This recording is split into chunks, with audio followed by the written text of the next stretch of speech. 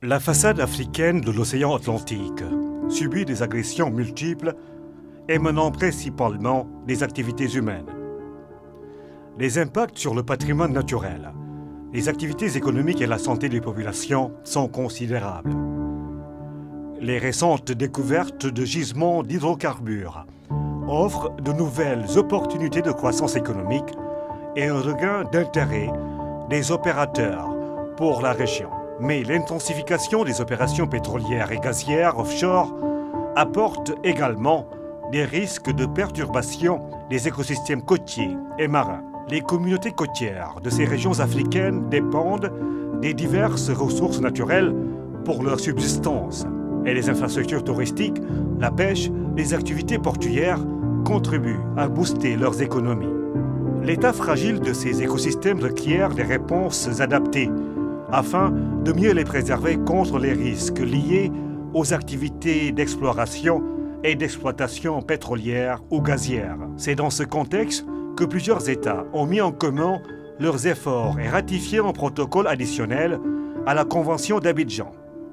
Cette convention est relative à la coopération en matière de protection et de mise en valeur du milieu marin et des zones côtières de la région de l'Afrique de l'Ouest, du Centre et du Sud.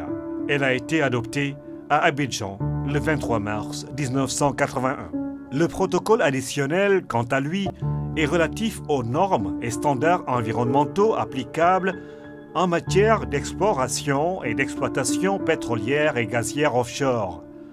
Il vise à prévenir, réduire, voire éliminer toute pollution socio-économique, environnementale sur la santé ou sur les projets de développement résultant directement ou indirectement de l'exploration ou de l'exploitation pétrolière ou gazière offshore.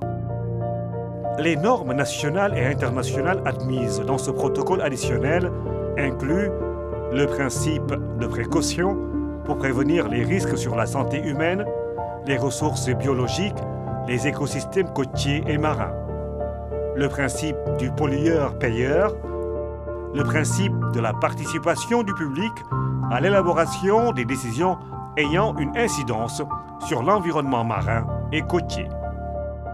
Une solidarité intergénérationnelle exige une gestion durable du milieu marin et des zones côtières.